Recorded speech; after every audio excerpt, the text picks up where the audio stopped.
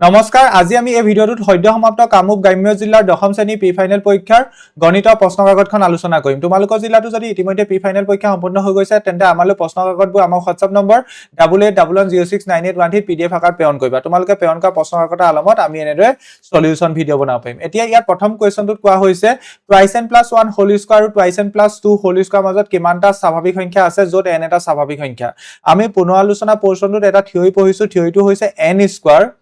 আৰু n square আৰু n + 1 whole স্কয়াৰৰ মাজত কিমানটা স্বাভাৱিক সংখ্যা থাকে বুলি আমি গম পাইছো 2n টা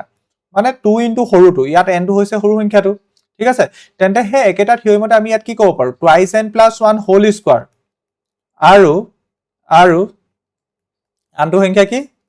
2n + 2 হয় না নহয় 2n + 2 হোল স্কয়াৰৰ মাজত কিমানটা স্বাভাৱিক সংখ্যা থাকিব 2 * সৰুটো ইয়াত সৰুটো হৈছে 2n + 1 গতিকে 2 * 2n + 1 গতিকে এই কোৱেশ্চনটো কাৰেক্ট আনসাৰ কি হ'ব অপচন সি। এই কোৱেশ্চনটো কাৰেক্ট আনসাৰ কি হ'ব option C correct. and 2n + 1 whole square আৰু 2n + 2 হোল স্কয়াৰ মাজত কিমানটা স্বাভাৱিক সংখ্যা থাকিব 2 * 2n + 1। নেক্সট কোৱেশ্চনলৈ আগবাঢ়ো। ইয়াত কৈছে যদি a কিমান বুলি কৈছে a = 2 square * 3 to the power x, b =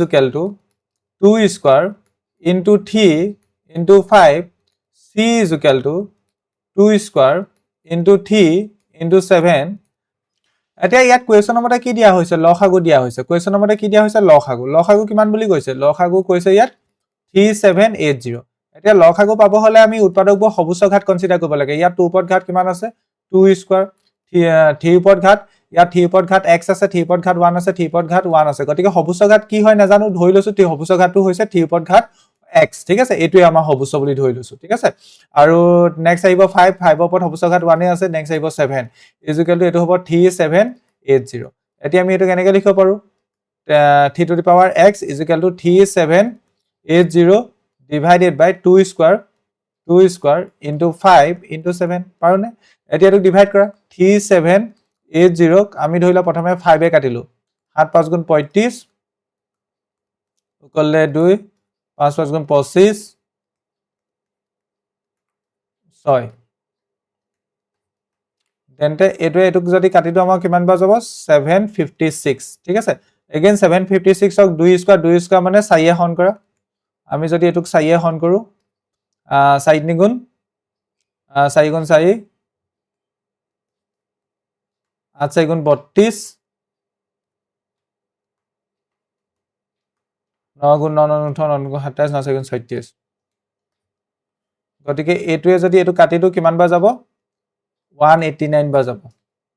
3 to the power x = কি পালো 189/7 189ক এতিয়া যদি 7 এ ডিভাইড কৰো 7 × 8 7 × 14 ইয়াত হ'ব 49 গতিকে এটো যদি কাটি দিও ফাইনাল আনসাৰটো কিমান পাম 227 গতিকে এটোক আমি এনেকৈ লিখিব পাৰো 3 to the power x = 3 to the power 3 গতিকে ইয়াৰ পৰা আমি x ৰ ভ্যালু কিমান পাম ইয়াৰ পৰা আমি x ৰ ভ্যালু পাম 3 yes or no ইয়াৰ পৰা আমি x ৰ ভ্যালু পাম 3 গতিকে 3 to the power যে x আছে ইয়াত x ৰ ভ্যালু কি হ'ব x ৰ ভ্যালু কিমান হ'ব আমাৰ 3 হ'ব। x ৰ ভ্যালু 3 ক'ত আছে x ৰ ভ্যালু 3 আমাৰ ক'ত আছে অপচন সি আছে গতিকে এই 2 নম্বৰ কোৱেশ্চনৰ কাৰেক্ট আনসাৰ কি হ'ব অপচন সি হ'ব। নেক্সট 3 নম্বৰ কোৱেশ্চনলৈ আগবাঢ়ো। 3 নম্বৰ কোৱেশ্চনত কি কৈছে চোৱা ইয়াত কৈছে এটা ত্ৰিভুজৰ ভূমি 10% বহাই দিয়া হ'ল আৰু উন্নতি 10% হ্ৰাস কৰা হ'ল গতিকে ত্ৰিভুজটোৰ নতুন কালি কি হ'ব কিমান বৃদ্ধি পাব মানে কালিটো বৃদ্ধি পাবনে হ্ৰাস পাব বা বৃদ্ধি পালে বা হ্ৰাস পালে কিমান % বাঢ়িব হেতু আমি উলিয়াব লাগে মানে পাৰ্চেন্টেজ চেঞ্জটো উলিয়াব লাগে একদম সিম্পল কে ক'ব গ'লে পাৰ্চেন্টেজ চেঞ্জটো উলিয়াব লাগে। ইয়াত প্ৰথমতে এটা ত্ৰিভুজৰ কথা কৈছে প্ৰথমতে এটা কিহৰ কথা কৈছে ত্ৰিভুজৰ কথা কৈছে ওকে এটা ত্ৰিভুজ আছে লেটস সাপোজ এটা ত্ৰিভুজৰ ভূমি 10% বহাই দিয়া হ'ল ধৰি লোৱা এই ত্ৰিভুজটো মই নামাকৰণ কৰিছো a b c ত্ৰিভুজটো ভূমি ধৰি লোৱা b আৰু উন্নতি হৈছে ধৰি লোৱা a ঠিক আছে। এতিয়া এই ত্ৰিভুজটো কালি কিমান হ'ব এই ত্ৰিভুজটো কালি কিমান হ'ব হাফ ইনটু ভূমি পূৰণ উন্নতি yes or no। এতিয়া ইয়াত কি কোৱা হৈছে নতুন এটা আমি ত্ৰিভুজ পাইছো ত্ৰিভুজটো কালি কি কোৱা হ'ল আগৰ ত্ৰিভুজটোৰ নতুন এটা ত্ৰিভুজ পাইছো ত্ৰিভুজটো ভূমিয়ে আগৰ ত্ৰিভুজটো 10% বহাই দিয়া হ'ল। এটা তেন্তে যেটো নতুন ত্ৰিভুজ পাইছো নতুন ত্ৰিভুজটো ভূমি কিমান হ'ব b = আগৰটোতো b টো আছে b plus 10% of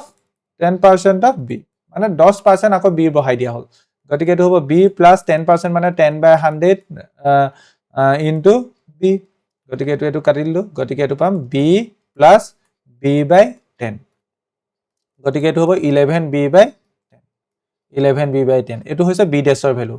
এটো হৈছে b ডেছৰ ভ্যালু ঠিক একেৰে ইয়াত আৰু এটা বস্তু দিয়া হৈছে উন্নতিক আমি s বুলি কৈছো এটো কি হৈছে হাক কৰা হল 10% হাক কৰা হল আগতে s আছিলে ইয়াৰ পৰা আমি 10% কমাই দিলো 10% of s ৰ 10% কমাই দিলো গতিকে s minus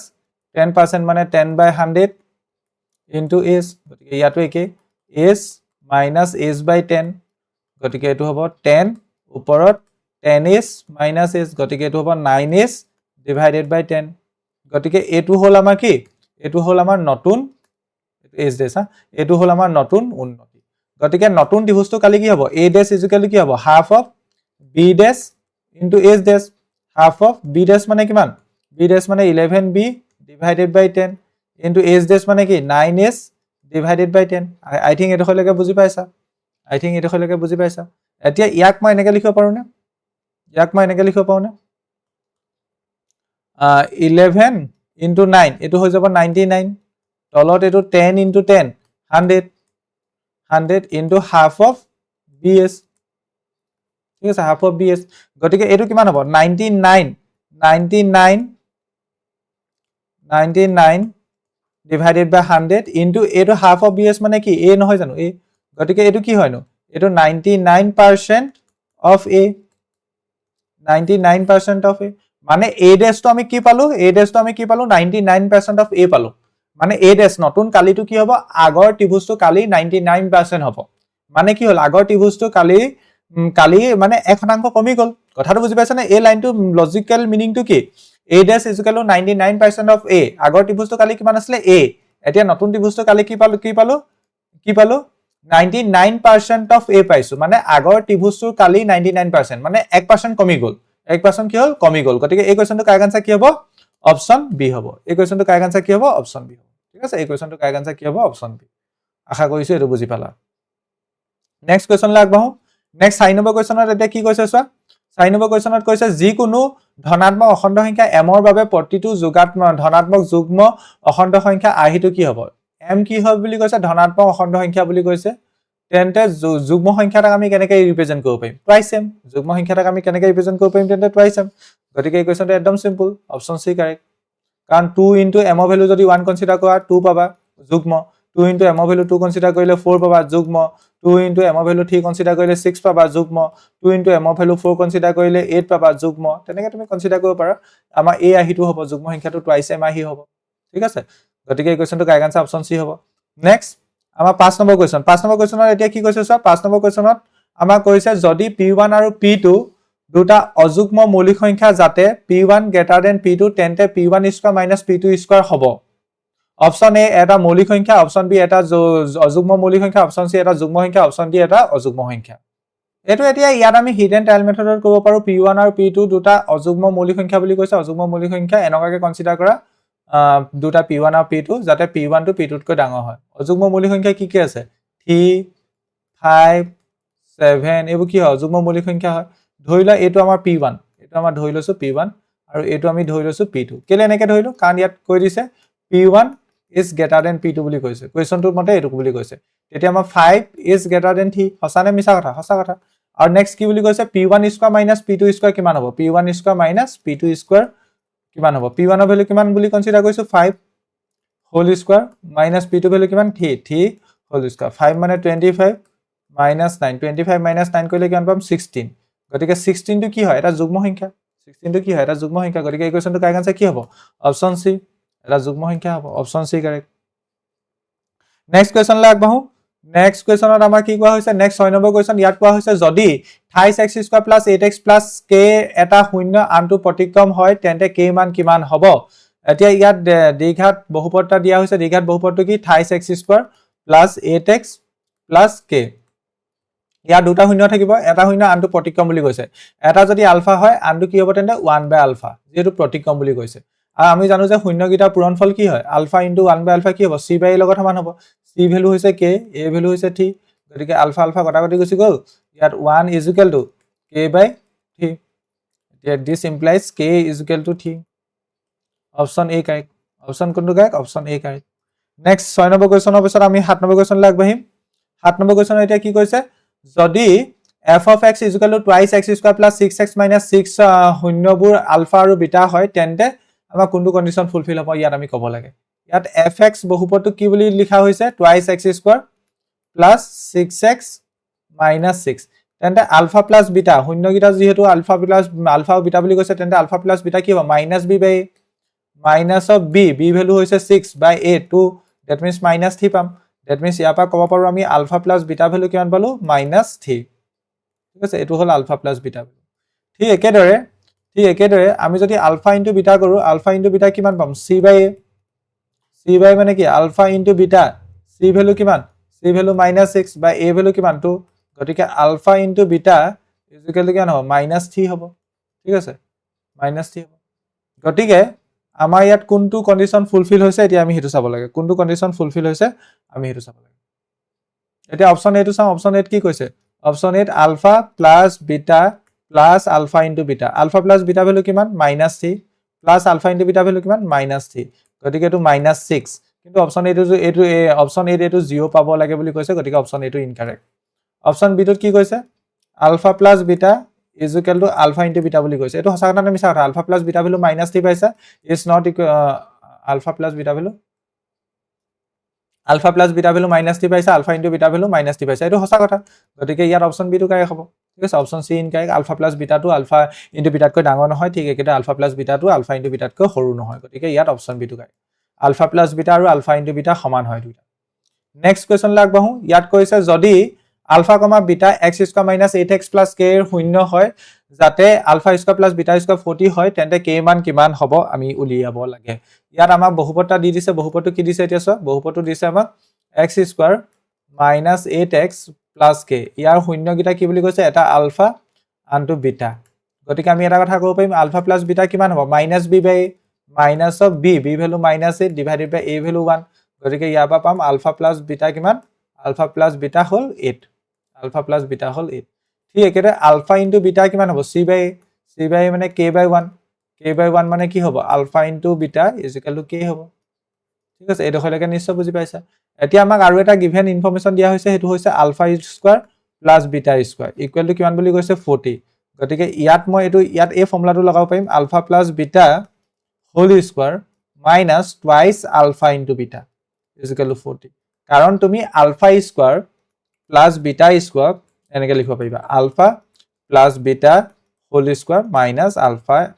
minus twice of alpha into beta হয় না নহয় তোমালোকে ভেৰিফাই কৰিছা পৰা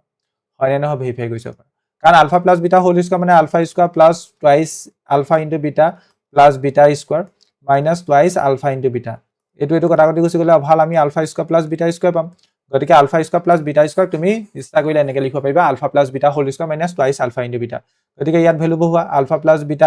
alpha plus beta হৈছে 8 ওপৰত whole square minus twice alpha into beta value k is equal to 40 এটো হৈ গল 64 minus twice k is equal to 40 গতিকে এটো হ'ব minus twice k is equal to 40 minus 64 ঠিক আছে minus twice k is equal to কিমান হ'ব 24 minus 24 minus কটাকটি গুছি গল k ভ্যালু কিমান পালো k ভ্যালু পালো আমি 12 আছে না অপচন সি অপচন কোনটো correct option C next question লাগবাহু কোৱেশ্চন নম্বৰ 9 ইয়াত কৈছে twice x plus 3y is equal to 5 আৰু 4x plus ky is equal to 10 সমীকৰণৰ অসীম সংখ্যক সমাধান থাকে তেন্তে কি হ'ব অসীম সংখ্যক সমাধান থাকিলে আমাৰ কন্ডিশন কি আছিল a1 by a2 is equal to b1 by b2 is not equal to c1 by c2 ইয়াত এটা সমীকৰণ কি twice x plus 3y a1 ৰ ভ্যালু কিমান 2 a2 ভ্যালু কিমান 4 2 by 4 is equal to b1 ৰ ভ্যালু কিমান 3 b2 ভ্যালু কিমান k আই পাছৰ পাৰ্ট আমি কনসিডাৰ নকৰিলে হ'ব কাৰণ আমি k ভ্যালু হে উলিয়াব লাগে এটো বৰ্জন কৰিলে twice k is equal to 12 হ'ব গতিকে k is equal to কিমান পাম k is equal to 12 divided by 2 গতিকে k is equal to কিমান হ'ব 6 the value of k is 6 গতিকে 9 নম্বৰ কোৱেশ্চন অপচন ডি কাৰেক্ট 10 নম্বৰ কোৱেশ্চনত কৈছে y equal to 0 আৰু y equal to -7 সমীকৰণ জোৰ কেনেকা ধৰণৰ সমাধান থাকিব আমি ক'ব লাগে অসীম সংখ্যক থাকিব নে অদ্বিতীয় সমাধান থাকিব নে কি থাকিব আমি ক'ব লাগে ঠিক আছে ইয়া ধৰিলা আমাৰ y অক্ষ ইয়া ধৰিলা আমাৰ x অক্ষ ঠিক আছে x অক্ষ ইয়া y অক্ষ ইয়াত দুটা সমীকৰণৰ কথা কৈছে y = 0 y = 0 আমাক কাক বুজায় x অক্ষক বুজায় মানে x অক্ষৰ সমীকৰণ হৈছে y = 0 x অক্ষৰ সমীকৰণ হৈছে y = 0 মানে আমি x অক্ষক y = 0 বুলি ক'ব পাৰো y = 0 মানে অভাল ইয়াত x অক্ষৰ কথা কৈছে আৰু y = -7 হৰলেখাডাল কেনেকুৱা হ'ব y = -7 হৰলেখাডাল আমাৰ x অক্ষৰ সমান্তৰাল হ'ব x অক্ষৰ সমান্তৰাল হ'ব আৰু y অক্ষক -7 পইণ্টত কাটিব এটো -7 ঠিক আছে এটো হ'ল আমাৰ y = -7 তেন্তে এই কোৱেশ্চনটোত আমাৰ দুডাল হৰলেখাৰ কথা কৈছে এডাল এইডাল আৰু এডাল এইডাল কেনেকুৱা হৈছে সমান্তৰাল হৰলেখা হৈছে সমান্তৰাল হৰলেখা হলে কোনো ধৰণৰ সমাধান নাথাকে গতিকে এই কোৱেশ্চনটো কাৰেক্ট আনসাৰ কি হ'ব অপচন ডি হ'ব সমান্তৰাল হৰলেখা হলে আমাৰ কি হয় কোনো ধৰণৰ সমাধান নাথাকে নেক্সট কোৱেশ্চন লাগবহু নেক্সট 11 নম্বৰ কোৱেশ্চন ইয়াত কৈছে যদি am is not equal to bl তেন্তে ax plus by is equal to c আৰু lx plus my is equal to n সমীকৰণৰ সমাধান কেনেকুৱা হ'ব ওকে সমীকৰণ কি এটা হ'ল ax plus by is equal to কি বুলি কৈছে c আনটো কৈছে lx plus my is equal to n বুলি কৈছে আৰু এটা কন্ডিশন কৈ দিছে am is not equal to কি বুলি কৈছে bl ঠিক আছে এতিয়া তো মই এনেকৈ লিখিব পাও নিব এটো মই এনেকৈ লিখিলে ভুল হ'ব নি a l টো ধৰিলে পেলে পুৰণ হৈছে এফলে লৈ না হৰণ হৈ যাব a by l হৈ যাব is not equal to চিনডাল সেম থাকিব b m টো পুৰণ হৈছে এফালে পঠিয়াই দিয়া হৰণ হৈ যাব গতিকে আমি এই কন্ডিশনটো পাম হয় না ওপৰটোৰ পৰা এটোৰ পৰা আমি এটোক এনেকৈ লিখি লব পাৰো ইয়েস নো এতিয়া এই গিটাত যদি আমি অকন ভালকে এনালাইজ কৰো ইয়াত a1 by a2 কি হ'ব a1 by a2 হ'ব a by l b1 by b2 কিমান হ'ব b by m আৰু c1 by c2 কিমান হ'ব c by n ইয়াত কি দেখিছা a1 by a2 is not equal to b1 by b2 কোপা দেখিছা ইয়াৰ পা দেখিছা a1 by a2 is not equal to b1 by b2 কোনটো কন্ডিশন ফুলফিল হৈছে ইয়াত a1 by a2 is not equal to b1 by b2 কেনেকৈ চালু বুজি পালা গতিকে আমি কি ক'ব পাৰো অসীম সংখ্যক সমাধান নাই এটো মানে ভাল ইয়াত অদ্বিতীয় সমাধান আছে হয়নে ন অদ্বিতীয় সমাধান আছে গতিকে ইয়াত কি হ'ব একক সমাধান আছে অদ্বিতীয় মানে ইউনিক সলিউশন আছে গতিকে অপচন বি নহয় অপচন সি নহয় অপচন ডি নহয় অপচন এ কাৰেক্ট ঠিক আছে 11 নম্বৰ কোৱেশ্চন অপচন এ কাৰেক্ট 12 নম্বৰ কোৱেশ্চন লাগবহু 12 নম্বৰ কোৱেশ্চন এতিয়া কি কৈছে স্যাৰ ইয়াত কৈছে যদি x² - 4x + p = 0 সমীকৰণ বা মূলবোৰ বাস্তৱ হয় তেন্তে কোনটো কন্ডিশন ফুলফিল হ'ব মূলবোৰ যেহেতু বাস্তৱ বুলি কৈছে বাস্তৱ আৰু সমান বুলিও কোৱা নাই বাস্তৱ আৰু অসমান বুলিও কোৱা নাই গতিকে কন্ডিশন কোনটো লগাম b² - 4ac is greater than or equal to 0 ঠিক আছে 12 নম্বৰ কোৱেশ্চন ওকে এতিয়া যদি আমি ইয়াত অকন ভালকে চাওঁ ইয়াত a ভ্যালু কিমান a ভ্যালু হৈছে x² আগত কি আছে 1 আছে b ভ্যালু কিমান x আগত কি আছে -4 c ভ্যালু কিমান p গতিকে এটো b মানে কিমান হ'ব -4 whole square -4 into a value কিমান 1 into c ভ্যালু হৈছে p is greater than or equal to 0 গতিকে এটো হ'ব 16 -4p is greater than or equal to 0 this implies 16 greater than or equal to 4p এটো তুমি উল্টাই লিখিলে এনেকৈ লিখিব পাৰিবা 4p ফালে এনেকৈ থাকিব less than equal to 16 গতিকে p less than equal to 16/4 that means p less than equal to 4 গতিকে এই কোৱেশ্চনটো কাৰেক্ট আনসাৰ কি হ'ব 12 number option D correct next 13 number question ইয়াত কৈছে ax² + bx + c = 0 সমীকৰণটো এটা দ্বিঘাত সমীকৰণ হ'ব যদিহে এটো চাচোন ax + bx + ax² + bx + c = 0 এটো দ্বিঘাত সমীকৰণ হ'ব হলে ইয়াত a মানটো অশূন্য হ'ব লাগিব যদি a মানটো আমাৰ শূন্য হৈ যায় এই বস্তুটো নোহোৱা হৈ যাব এই বস্তুটো নোহোৱা গলে এটো আমাৰ ৰৈখিক সমীকৰণ হ'ব গতিকে দ্বিঘাত সমীকৰণ হ'ব হলে a cannot be 0 এই কন্ডিশনটো ফুলফিল হ'ব লাগিব অপচন বি কাৰেক্ট 14 নম্বৰ যদি x² + ax + 3 = 0 সমীকৰণৰ এটা মূল 1 হয় তেন্তে আনটো মূল কিমান হ'ব ঠিক আছে ইয়াত সমীকৰণটো কি দিয়া হৈছে x² + ax + 3 = 0 ইয়া এটা মূল কিমান বুলি কৈছে 1 আনটো মূল কিমান হ'ব ধৰি লৈছো এটা মূল 1 হেতুক আলফা বুলি ধৰিছো আনটো মূল আমি নাজানো হেতুক মই বিটা বুলি ধৰিছো এটো আমি নাজানো উলিয়াব লাগে এতিয়া ইয়াত চ alpha + beta you can write -b/a লিখিব পাওনে গতিকে ইয়াত আমি কি কৰিব পাৰো আলফা মানে 1 প্লাস বিটা মানে আমি নাজানো মাইনাস b ভ্যালু কিমান a divided by a value হৈছে 1 গতিকে ইয়াৰ পৰা আমি কি পালো 1 plus beta is equal to -a আমি কা ভ্যালু উলিয়াব লাগে বিটা ভ্যালু উলিয়াব লাগে এতিয়া ইয়াত আৰু এটা কথা কৈছে চাচোন x² plus ax plus 3 equal to 0 এটা মূল হৈছে 1 এটা মূল কি বুলি কৈছে 1 গতিকে 1 এ এই সমীকৰণটো মানে সিদ্ধ কৰিব গতিকে x ৰ জাগাত 1 বহাই দিয়া 1 square plus a into 1 plus 3 equal to 0 গতিকে এটো সিম্পলিফাই কৰিলে কি হ'ব 1 plus a plus 3 equal to 0 গতিকে এটো হ'ব a plus 4 equal to 0 গতিকে ইয়াৰ পৰা কি পাম a equal to -4 a equal to কি পাম -4 গতিকে ইয়াত এতিয়া ভ্যালুটো বহাই দিয়া a 1 plus beta is equal to a জাগাত -4 ঠিক আছে a জাগাত কি বহাব -4 গতিকে এটো কি হ'ব 1 plus beta is equal to 4 গতিকে beta equal to কিমান হ'ব beta equal to 4 - 1 গতিকে the value of beta is 3 beta value কিমান 3 মানে আনটো মূল কিমান হ'ব 3 হ'ব আনটো মূল কিমান হ'ব 3 হ'ব নহলে তুমি ইয়াত আৰু এটা কাম কৰিব পাৰিলা হয় a ভ্যালু উলিয়ালা না a ভ্যালু উলিয়া তুমি এই সমীকৰণত বহাই দিয়া x² - 4x + 3 = 0 এতিয়া তুমি ইয়াত সমাধান কৰা সমাধান কৰিলে তুমি ইয়াৰ মূলকিটা উলিওৱা এটা মূল যেহেতু 1 আনটো মূল কি তুমি তেনেকৈ পৰ্যবেক্ষণ কৰিব পাৰা ঠিক আছে ওকে কোৱেশ্চন নম্বৰ 15 ইয়াত কৈছে 10, 7, 4 সমান্তৰাল প্ৰগতিটোৰ 30 নম্বৰ পদটো কি হ'ব এই সমান্তৰাল প্ৰগতিটোৰ প্ৰথম পদ কি ষ্টাৰ্টিং কৰ পৰা হৈছে 10 ৰ পৰা প্ৰথম পদ 10 সাধাৰণত কি সাধাৰণত পাব হলে পাছতো মাইনাস আগতো কৰিম 7 - 10 7 - 10 কৰিলে কি পাম -3 পাম এটা 30 নম্বৰ পদটো উলিয়াব লাগে আমি a ৰ ফৰ্মুলাটো জানো a + n - 1 * d এটা 30 নম্বৰ পদ উলিয়াব লাগে মানে কি n ৰ ভ্যালু কিমান 30 গতিকে আমি a30 উলিয়াব লাগে a30 মানে কিমান হ'ব তেন্তে a + n - 1 মানে 30 - 1 মানে 29 হ'ব 29 * d এটা ইয়াত বহাই দিয়া a ভ্যালু 10 + 29 * d ভ্যালু কিমান -3 গতিকে এটো হ'ব 10 প্লাস মাইনাস মাইনাস 9 7 গুণ 9 3 গুণ 27 = 2 3 6 87 ওকে -77 গতিকে option B correct next question number 16 যদি a 4/5, a, 2 এটা সমান্তৰাল প্ৰগতি তিনিটা ক্ৰমিক পদ হয় তেন্তে a মান কিমান হ'ব 4/5, a, 2 এটো এটা সমান্তৰাল প্ৰগতি ক্ৰমিক পদ বুলি কৈছে মানে এইকেইটা সমান্তৰাল প্ৰগতিত আছে একদম সিম্পলকৈ ক'ব গ'লে সমান্তৰাল প্ৰগতিত আছে সমান্তৰাল প্ৰগতিত থাকিলে মাজতো উলিয়াবৰ কাৰণে একদম সিম্পল কিনাৰকেইটা তুমি যোগ কৰা আৰু 2 হৰণ কৰি দিয়া ঠিক আছে কিনাৰকেইটা যোগ কৰিলো ডিভাইডেড বাই 2 এটা ওপৰত কিমান হ'ব ওপৰত তুমি এলসিএম লোৱা 5 টো এলসিএম হ'ব 4 + 10 ডিভাইডেড বাই 2 গতিকে এটো হ'ব 14/5 ডিভাইডেড বাই 2 ঠিক আছে এটোক মই এনেকৈ লিখিব পাৰিম 14/5 * 1/2 2 এটো কটাত যাবগৈ 7 বাৰ গতিকে এটো পাম 7/5 কেন পাম 7/5 গতিকে অপচন এ কাৰেক্ট এই কোৱেশ্চনটো কাৰেক্ট আনসাৰ কি অপচন এ 16 নম্বৰ কোৱেশ্চনৰ option A correct 17 number question প্ৰথম n সংখ্যক অযুগ্ম স্বাভাৱিক সংখ্যাৰ যোগফল কিমান প্ৰথম n সংখ্যক অযুগ্ম বুলি কোৱাৰ লগে লগে স্টাৰ্টিং স্বাভাৱিক সংখ্যাৰ স্টাৰ্টিং কি কোপা হ'ব 1 3 5 7 9 তেনেকে কেটা n টা কনসিডাৰ কৰিছো আমি ইয়াত এইখিনি এটা সমান্তৰাল প্ৰগতি গঠন কৰিব বুলি ক'ব পাৰো গতিকে আমি ইয়াত সমান্তৰাল প্ৰগতিৰ যোগফল উলিয়া ফৰ্মুলা উলিয়াব পাৰিম sn = কি হ'ব n/2 * twice a plus n - 1 into d এতিয়া ইয়াৰ এটা কথা চাচোন n ৰ ভ্যালু নাজানো n টো n ভাগে থাকিব 2 into a ভ্যালু কিমান হ'ব সমান্তৰাল প্ৰগতিটো ষ্টাৰ্টিং 1 ৰ পৰা হৈছে n - 1 into d ভ্যালু কিমান হ'ব পদবোৰ সাধাৰণটো কিমান 2 গতিকে d ভ্যালু 2 হ'ব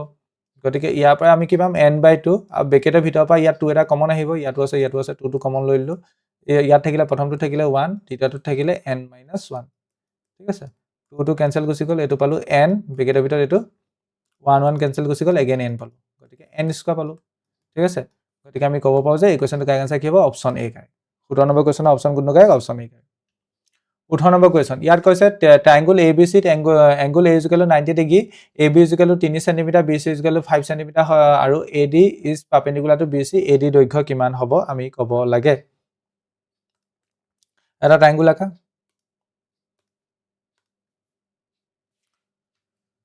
Let's suppose triangle to etu A, etu B, etu C. Yat A কোণটো কিমান বুলি কৈছে 90 ডিগ্ৰী আৰু কি কৈছে AB কিমান বুলি কৈছে 3 cm ঠিক একেদৰে BC কিমান বুলি কৈছে BC 5 cm ঠিক একেদৰে AD is perpendicular to BC বুলি কৈছে AD বাহুডাল BC বাহুপথ perpendicular মানে এটো 90 ডিগ্ৰী ঠিক একেদৰে এটো 90 ডিগ্ৰী হ'ব ঠিক আছে তেনে AD মান কিমান হ'ব এই AD মানটো কিমান হ'ব উলিয়াব লাগে লেটস সাপোজ AD ক আমি x বুলি ধৰি লৈছো AD কি বুলি ধৰিছো x বুলি ধৰিছো ওকে এতিয়া ইয়াত আমি প্ৰথম অৱস্থাত পাইথাগোৰাছ থিওৰাম লগা যদি গোটেই ট্ৰায়াঙ্গল ABC যদি পাইথাগোৰাছ থিওৰাম লগা কি হ'ব ABC ট্ৰায়াঙ্গলটোত আমি যদি পাইথাগোৰাছ ট্ৰায়াঙ্গল লগা সূত্ৰ লগা কি হ'ব পাইথাগোৰাছ সূত্ৰ লগালে পাইথাগোৰাছ থিওৰাম লগালে কি হ'ব ইয়াত আমি কি পাম BC AB square plus AC square is equal to BC square পাম এডখলৈকেটো নিশ্চয় বুজি পাইছা ইয়াৰ ইয়াৰ পৰা আমি AC স্কয়াৰ মানটো উলিয়াব পাৰিম AC স্কয়াৰটো কিমান হ'ব BC square minus AB square হ'বনে হ'ব this implies AC square is equal to BC মান কিমান BC মান 5 স্কয়াৰ minus AB মান 3 স্কয়াৰ গতিকে এটো পাম AC square equal to 25 minus 9 16 গতিকে AC মান পাম আমি AC স্কয়াৰ মান পাম 16 আৰু AC মান পাম 4 cm ঠিক আছে AC মান 4 পালো আৰু AC স্কয়াৰ মান কিমান পালো 16 পালো এটো খলৈকে নিশ্চয় বুজি পাইছে ওকে এতিয়া এই ট্ৰায়াঙ্গলটো যদি আমি এৰিয়া উলিয়ালে এৰিয়া ফৰ্মুলাটো কি হ'ব হাফ অফ ভূমি পূৰণ কি হ'ব হাফ অফ ভূমি পূৰণ উন্নতি yes or no half of ভূমি পূৰণ উন্নতি এতিয়া হাফ অফ ভূমি তুমি এই BC ডালক ভূমি বুলি ক'ব পাৰা BC ডালক কি বুলি ক'ব পাৰা ভূমি বুলি ক'ব পাৰা ঠিক আছে আৰু উন্নতি কিমান হ'ব উন্নতি তোমাৰ AD হ'ব সৰি তুমি উন্নতি তুমি এডালকো কনসিডাৰ কৰিব পাৰা তুমি কাম এটা কৰা আমি দুটা পৰ্যবেক্ষণৰ দ্বাৰা এই ত্ৰিভুজটো এৰিয়া উলিয়াম দুটা ফালৰ পৰা ত্ৰিভুজটো এৰিয়া উলিয়াম ঠিক আছে দুটা ফালৰ পৰা ত্ৰিভুজটো এৰিয়া উলিয়াম ধৰিলা তুমি ত্ৰিভুজটোক এনেকৈ অবজাৰ্ভ কৰিছা ত্ৰিভুজটোক এনেকৈ অবজাৰ্ভ কৰিলে তোমাৰ কাৰণে এডাল ভূমি হ'ব তাৰ ওপৰত এডাল উন্নতি হ'ব yes or no গতিকে ইয়াত আমি কি পাম ত্ৰিভুজটোৰ কালি কি পাম a ইকুৱেল কি পাম হাফ অফ ভূমি আমি তেতিয়া লিখিব পাৰিম AC উন্নতি লিখিব পাৰিম AB yes or no half of AC মান কিমান AC মান 4 AB মান কিমান 3 গতিকে 12/2 that means 6 cm স্কয়াৰ পালো ত্ৰিভুজটো কালি কিমান পাইছো 6 cm স্কয়াৰ এগেইন ত্ৰিভুজটো কালিটো আমি অকন বেলেগ এটা পৰ্যবেক্ষণৰ দ্বাৰা উলিয়াম এনেকৈ ত্ৰিভুজটো চাইছো বুলি ভাবা ত্ৰিভুজটো যদি এনেকৈ চোৱা ত্ৰিভুজটো ভূমি এডাল হ'ব ত্ৰিভুজটো উন্নতি এডাল হ'ব yes or no তেতিয়া আমাৰ ত্ৰিভুজটো কালি কিমান হ'ব A equal to half of ভূমি তেতিয়া কি হ'ব BC হ'ব আৰু উন্নতি কি হ'ব AD হ'ব আৰু A যিটো এৰিয়া পাবা হেতুটো বেলেগ নোপোৱা অলৰেডি আমি এটা পৰ্যবেক্ষণৰ দ্বাৰা যিটো এৰিয়া পাইছো আমি বেলেগ এটা পৰ্যবেক্ষণৰ দ্বাৰা কৰিলো যেহেতু ত্ৰিভুজটো ফিক্স গতিকে এৰিয়া সেম হ'ব এৰিয়া আমি 6 cm স্কয়াৰ পাইছো গতিকে এৰিয়াটো চেঞ্জ নহয় গতিকে এৰিয়া আমাৰ 6 cm স্কয়াৰ হ'ব হাফ অফ BC মান আমি কিমান লিখিব পাৰো 5 AD মান নাজানো x লিখিছিলো গতিকে এটো আমাৰ কিমান হ'ব 6 * 2 কাৰণ হাফটো ইফালে গুচি গ'ল divided by 5 is equal to x গতিকে এটো হ'ব 12/5 is equal to x that means x ৰ ভ্যালু কিমান পালো 12/5 cm x ৰ ভ্যালু কিমান পালো 12/5 cm 18 নম্বৰ কোৱেশ্চনৰ অপচন বি কাৰেক্ট নেক্সট 19 নম্বৰ কোৱেশ্চন ইয়াত কৈছে ট্ৰায়াঙ্গল ABC ৰ AB = x - 1 AC = 2 * √x আৰু BC = x + 1 হলে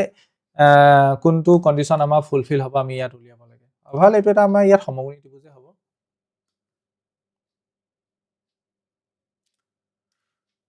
ইয়াত এতিয়া ধৰি লোৱা আমি কোনডাল ডাঙৰ বাহু হেডাল আমি কনসিডাৰ কৰিব লাগিব ডাঙৰ বাহু কোনডাল হ'ব পাৰে ঠিক আছে ধৰি লৈছো আমি x ৰ ভ্যালু 5 কনসিডাৰ কৰিলে AB মান কিমান পাম 5 - 1 মানে 4 এটো কিমান পাম x ৰ ভ্যালু ধৰিলে 4 কনসিডাৰ কৰিছো 4 - 1 3 পাম এটো হ'ব 2 * AB মান হ'ব 3 আৰু AC মান কিমান হ'ব AC হ'ব 2 * √x মানে x মান 4 কনসিডাৰ কৰিছো 2 * 2 that means 4 পাম ঠিক একেদৰে BC মান কিমান পাম 4 + 1 5 পাম গতিকে সবতকৈ ডাঙৰ বাহু কোনডাল পাইছো এডাল পাইছো সবতকৈ ডাঙৰ বাহু এডাল আমি এটা কি কৰিছো কনসিডাৰেচন কৰিছো x ৰ ভ্যালু 4 কনসিডাৰ কৰি লৈছো ইয়াত যেটো x ৰ কথা কৈছে x ৰ ভ্যালু 4 কনসিডাৰ কৰি লৈছো তেতিয়া আমি কি পাইছো ডাঙৰ বাহুডাল কি পাইছো এটো প্ৰথম কথা এটা কি হ'ব সমকোণী ত্ৰিভুজ হ'ব হেতু তোমালোকে কনসিডাৰ কৰিব লাগিব বা হেতু এনালাইজ কৰি ল'ব লাগিব কনসিডাৰ কৰিব লাগিব ওকে ইয়াত সবতকৈ ডাঙৰ বাহুডাল কি হ'ব ত্ৰিভুজ হ'ব ডাঙৰ বাহুডাল এডাল ডাঙৰ বাহু ঠিক একেদৰে এডাল কি হ'ব ভূমি হ'ব আনডাল কি হ'ব আনডাল উন্নতি হ'ব এতিয়া চোৱাচোন অতিভুজৰ বিপৰীতে থকা কোণটো কি হয় অতিভুজৰ বিপৰীতে থকা কোণটো আমাৰ কি হয় আমাৰ 90 ডিগ্ৰী হয় yes or no অতিভুজৰ বিপৰীতে থকা কোণটো 90 ডিগ্ৰী হয় এতিয়া ইয়াত ডাঙৰ বাহুডাল আমি কি পাইছো BC এই বাহুডাল কি BC ঠিক আছে তেন্তে a পইণ্টটো কি হ'ব লাগিব a হ'ব লাগিব ঠিক আছে তেতিয়াহে আমি ক'ব পাৰো AB 3 হ'ব AC 4 হ'ব yes or no গতিকে আমি কি পালো এংগল A = কি পালো 90 ডিগ্ৰী পালো ইয়াত কি পালো এংগল A = 90 ডিগ্ৰী পালো গতিকে ইয়াৰ এটা কনসিডাৰেচন কৰিলৈছো কি x ৰ ভ্যালু আমি 4 কনসিডাৰ কৰিছো ঠিক একেদৰে তুমি x ৰ ভ্যালু বেলেগ এটা লৈ তোমালোকে চাব পাৰা কোনডাল বাহু ডাঙৰ হ'ব পাৰে হেতু ইয়াত হিট এণ্ড টাইল মেথডৰ মতে এনালাইজ কৰি ছবিটো আঁকি তোমালোকে অবজাৰ্ভ কৰিব পাৰা কোনটো এংগল একচুয়ালি 90 ডিগ্ৰী হ'ব কোৱেশ্চন নম্বৰ 21 ইয়াত দুটা বিন্দু দিয়া হৈছে এটা বিন্দু কি বুলি কৈছে cos 21 ডিগ্ৰী 0 আনটো বিন্দু কি বুলি কৈছে 0, cos 69 ডিগ্ৰী এতিয়া এই বিন্দুকেইটাৰ মাজৰ দূৰত্ব কিমান আমি হেতু উলিয়াব লাগে PQ দূৰত্বটো উলিয়াব লাগে PQ ইকুৱেল কি হ'ব √x2 - x1 মানে 0 - cos 21 whole square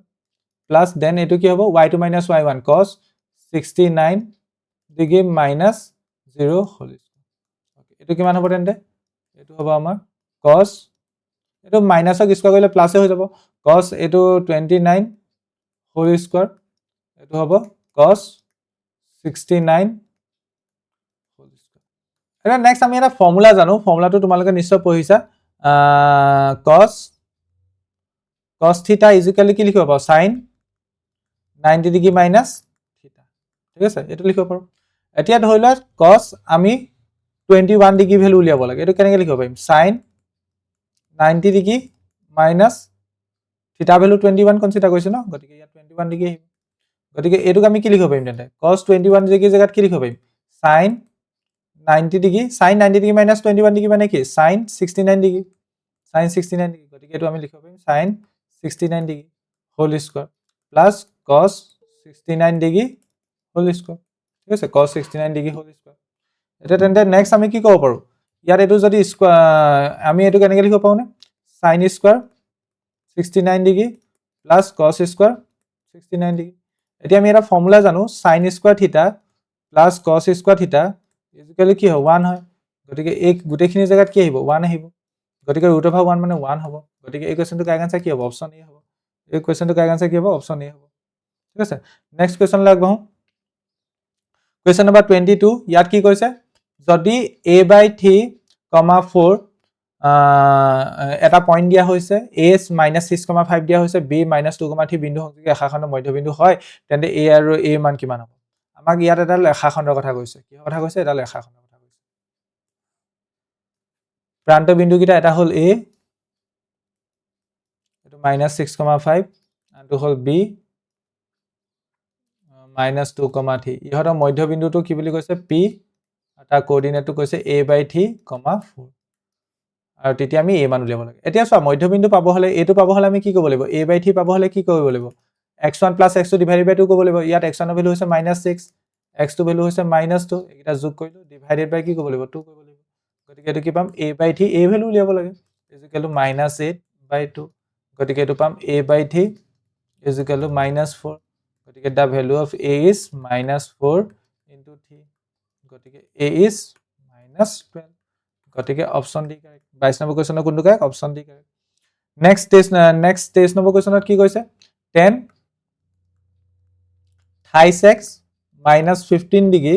equal to যদি √3 হয় তেন্তে x মান কিমান হ'ব এটোক মই এনেকৈ লিখিব পাৰিম tan 28x - 15 ডিগ্ৰী এতিয়া এই √3 জায়গাত মই tan ৰ ৰেসপেক্টত লিখিব চেষ্টা কৰিম tan এ কিমান এংগুলত √3 দিয়ে মনত পেলোৱাচোন tan এ আমাৰ কিমান এংগুলত √3 দিয়ে 60 ডিগ্ৰী গতিকে ইয়াত আমি tan 60 ডিগ্ৰী লিখিব পাৰো পাউনে ন পাৰো এতিয়া এই ফেলো tan আছে এই ফেলো tan আছে tan নোহোৱা হৈ যাব গতিকে আমি ক'ব পাৰো 28x - 15 ডিগ্ৰীটো আমাৰ কাৰ লগত সমান হ'ব 60 ডিগ্ৰী লগত সমান হ'ব গতিকে 28x ইকুৱেল কি হ'ব 60 ডিগ্ৰী প্লাস 15 ডিগ্ৰী গতিকে this implies 28x equal to 75 degree yes or no গতিকে x ইকুৱেল কি হ'ব 75 ডিগ্ৰী ডিভাইডেড বাই 3 গতিকে 25 পাম x equal to 25 degree x এৰ ভ্যালু কিমান পালো 25 degree option C correct next এতিয়া 24 নম্বৰ কোৱেশ্চনত কি কৈছে চোৱা if theta is an acute angle and tan theta plus cot theta is equal to যদি 2 হয় then the value of sin cube theta plus cos cube theta কিমান হ'ব এতিয়া ইয়াত এই কোৱেশ্চনটো কৰিবৰ কাৰণে আমি ইয়াত hit and trial method use কৰিব পাৰো থিটা যেহেতু একুইট এংগল গতিকে থিটা এনেকুৱা মান ভাবাচোন যেটো আমাৰ এই কন্ডিশনটো ফুলফিল কৰে কথাটো বুজি পাইছা নে থিটা তুমি এনেকুৱা মান ভাবা যেটো তোমাৰ এই কন্ডিশনটো ফুলফিল কৰে বা থিটা মান কি হলে এই কন্ডিশনটো ফুলফিল হ'ব প্ৰথম তুমি হেতু উলিয়া এটো মুখতে ওলাই আছে থিটা মান তোমাৰ যদি তুমি 45 ডিগ্ৰী কনসিডাৰ কৰা থিটা মান তুমি যদি 45 ডিগ্ৰী কনসিডাৰ কৰা তেতিয়া কিমান হ'ব tan 45 ডিগ্ৰী মানে 1 cot 45 ডিগ্ৰী মানে 1 1 + 1 2 হ'ব গতিকে এই ইকুৱেশনটো ফুলফিল হ'ব কাৰণে আমি জেনাৰেলি থিটা যদি একুইট এংগল হয় 45 ডিগ্ৰী হ'ব লাগিব আৰু যদি থিটা ভ্যালু যদি 45 ডিগ্ৰী হৈ যায় এই ইয়াৰ ভ্যালু কিমান পাবা sin cube 45 degree plus cos cube 45 degree sin এ 45 ডিগ্ৰীত কিমান দিয়ে 1/√2 ঠিক একেদৰে cos এ 45 ডিগ্ৰীত কিমান দিয়ে 1/√2 ঠিক আছে গতিকে কিউব আছে দুইটাতে গতিকে এটুক আমি লিখিব পাৰিম 1 কিউব কৰিলে 1 হ'ব 2 ৰুট অভাৰ 2 যদি কিউব কৰো 2 ৰুট অভাৰ 2 হ'ব প্লাস এটো একে গতিকে অভাৰ আনসাৰ কি পাম ওপৰত 1 + 1 তলত পাম 2 ৰুট অভাৰ 2 গতিকে এটো পাম 2/2 ৰুট অভাৰ 2 2 টো কটাকটি যাবগৈ ফাইনেল আনসাৰ পাম 1/ৰুট অভাৰ 2 ওপৰত হলে ৰুট অভাৰ 2 এটা যদি মাল্টিপ্লাই কৰি দিও ইয়াৰ পাছৰ স্টেপটো ইয়াত চোৱা ইয়াত আমি কি পালো 1/ৰুট অভাৰ 2 পালো ওপৰত হলে যদি ৰুট অভাৰ 2 এটা মাল্টিপ্লাই কৰি দিও কি পাম ওপৰত হৈ যাব ৰুট অভাৰ 2 তলত হৈ যাব 2 গতিকে আমাৰ এই কোৱেশ্চনটো কাৰেক্ট আনসাৰ কি হ'ব অপচন সি হ'ব ঠিক আছে কি কৰিলো আমি থিটা এনেকটা মান বিচাৰিলো যাৰ কাৰণে এই কন্ডিশনটো ফুলফিল হয় ঠিক আছে এই কন্ডিশনটো ফুলফিল হোৱাকে আমি থিটা এটা মান বিচাৰিলো আৰু থিটাটো কি বুলি কৈছে একুট এংগল বুলি কৈছে সূক্ষ্ম কোণ বুলি কৈছে আৰু আমি অবজাৰভেশনৰ দ্বাৰা ক'ব পাৰো যে এটো 45 ডিগ্ৰী হ'ব আৰু সেই 45 ডিগ্ৰীটো ইয়াত বহাই দিলো আনসাৰ ওলাই গ'ল ৰুট অভাৰ 2/2 গতিকে 24 অপচন সি কাই আৰু ইয়াত তুমি এটো প্ৰুফো কৰি চাব পাৰা দেই থিটা 45 ডিগ্ৰী কেনেকৈ হ'ব এটো মই দেখাইও দিব পাৰো ইয়াৰ প্ৰুফটো মই দেখাইও দিব পাৰো এটো তোমালোকে অবজাৰভেশন যদি কোনোবাই কৰিব নোৱাৰা থিটা মান যে 45 ডিগ্ৰী হেতু আমি কেনেকৈ ক'ব পাৰো প্ৰমাণ কৰি কেনেকৈ দেখাব পাৰো এটো সব tan থিটা প্লাস cot থিটা = 2 বুলি কৈছে tan থিটা প্লাস cot থিটা জায়গাত 1/tan থিটা লিখিব পাৰিম = 2 এতিয়া এটোক মই যদি এলসিএম লওঁ tan থিটা = কি হ'ব tan থিটা = ওপৰত হৈ যাব tan স্কয়াৰ থিটা প্লাস 1 = 2 ঠিক আছে ইয়াৰ পৰা আমি পাম tan স্কয়াৰ থিটা প্লাস 1 = 2 tan থিটা পাম নে পাম এটোক মই এনেকৈ লিখিব পাৰিম tan স্কয়াৰ থিটা এটো -2 tan থিটা প্লাস 1 = 0 এটোক মই এতিয়া আৰু এটা ধুনীয়া ধৰণে লিখো যদি tan থিটা হোল স্কয়াৰ -2 * tan থিটা * 1 প্লাস 1 হোল স্কয়াৰ এটা ধুনীয়া আহিত পৰিছে নে আহিটো কি a square - 2ab + b square গতিকে কি লিখিব পাও a - b হোল স্কয়াৰ গতিকে tan থিটা - 1 হোল স্কয়াৰ = 0 গতিকে ইয়াৰ পৰা আমি কি পাম tan থিটা - 1 = 0 পাম কাৰণ স্কয়াৰটো ইফালে গুচি গলে ৰুট অভাৰ হ'ব ৰুট অভাৰ 0 মানে 0 হয় গতিকে tan থিটা = 1 পালো গতিকে ইয়াৰ পৰা আমি কি লিখিব পাও tan থিটা = tan 45 ডিগ্ৰী ঠিক আছে গতিকে ইয়াৰ পৰা আমি ক'ব পাৰো থিটা মান কিমান হ'ব 45 ডিগ্ৰী গতিকে এনেকৈ প্ৰমাণ কৰিও ক'ব পাৰি বা তোমালোকে অবজাৰভেশনৰ দ্বাৰা এটো ক'ব পাৰিবা ইমানখিনি কৰাৰ কোনো দৰকাৰ নাই অবজাৰভেশনৰ দ্বাৰা ক'ব পাৰিবা থিটা মান 45 ডিগ্ৰী হ'ব বুলি গতিকে এনেকুৱা ধৰণৰ কোৱেশ্চন আহিলে তেনেকৈ মিলাই দিব গতিকে ইয়াত 24 নম্বৰ কোৱেশ্চনৰ অপচন সি কাৰেক্ট নেক্সট 25 নম্বৰলৈ যাওঁ 25 নম্বৰ কোৱেশ্চনত কৈছে যদি x tan 60 degree x tan 60 degree cos 60 degree = sin 60 degree cos 60 degree হয় তেন্তে x ৰ মান কিমান হ'ব okay x tan 60 degree into cos 60 degree is equal to sin 60 degree into cot 60 degree এটো মই এনেকৈ লিখিব পাও নে x into tan 60 degree জায়গাত কি লিখিব পাও sin 60 degree divided by cos 60 degree any doubt no doubt into cos 60 degree ঠিক একেদৰে sin 60 degree into এটো কি লিখিব পাও cot আছে cot থাকিলে cos 60 degree divided by sin 60 degree এনেকৈ লিখিব পাও পাৰো no doubt এতিয়া ইয়াত যদি আমি চাও এটো লগত এটো কটাকটি যাব এটো লগত এটো কটাকটি যাব this implies এটো হ'ব x into sin 60 degree is equal to cos 60 degree এটো হ'ব x sin 60 degree কিমান দিয়ে sin 60 degree কিমান দিয়ে জানা sin 60 degree আমাৰ 0 1/2 1/2 √3/2 দিয়ে ঠিক আছে cos 60 degree 1/2 দিয়ে 2 2 কটাকটি যাবগৈ গতিকে এটো কি পালো x into √3 is equal to 1 গতিকে x ৰ মান কিমান পাম x is equal to 1/√3 x ৰ ভ্যালু আমি কিমান পালো 1/√3 এতিয়া x ৰ ভ্যালু আমি পালো 1/√3 কিন্তু অপচনত চাচোন অপচনত তেনেকৈ আমাৰ অপচনটো দিয়া নাই আমাৰ ইয়াত ভ্যালুবোৰ দি দিছে মানে ৰেশিও হিচাপত ভ্যালু দিছে cos 30 ডিগ্ৰী মানে কি 1/3/2 tan 30 ডিগ্ৰী মানে কি tan 30 ডিগ্ৰী মানে হৈছে আমাৰ 1/√3 sin 30 ডিগ্ৰী মানে হৈছে 1/2 আৰু cot 30 ডিগ্ৰী মানে কিমান cot 30 ডিগ্ৰী মানে আমাৰ ওভাৰঅল √3 গতিকে আমাৰ ইয়াত আমাৰ কোনটো কাৰেক্ট হৈছে কোনটো লগত মিলছে অপচন বি লগত মিলছে 25 নম্বৰ কোৱেশ্চনত তেন্তে অপচন বি কাৰেক্ট কথাটো বুজি পালা অপচন বি কাৰেক্ট অকমান এনালাইজ কৰিব লাগিব আৰু 26 নম্বৰ কোৱেশ্চন ইয়াত কৈছে sin θ = a/b হলে cos θ মান কিমান হ'ব sin θ মান দিয়া হৈছে a/b গতিকে cos θ আমি কেনে লিখিব পাৰো আমি এটা ফৰ্মুলা শিকি আহিছো ফৰ্মুলাটো মই দেখাই দিলে তোমালোকে আৰু ধুনীয়াকৈ লিংক কৰিব পাৰিবা ফৰ্মুলাটো কি sin square θ plus cos square θ equal to 1 এই ফৰ্মুলাটো শিকি আহিছে না আহিছা ওকে ইয়াৰ পৰা মই এনেকৈ লিখিব পাৰো নে cos square θ is equal to 1 minus sin square theta. পাৰোনে? পাৰো। This implies এটো কি হ'ব? Cos square theta equal to 1 minus sin theta জায়গাত a by b লিখিব পাৰিম। a by b whole square। গতিকে এটো হ'ব cos square theta equal to 1 minus a square divided by b square। গতিকে এটো হ'ব cos square theta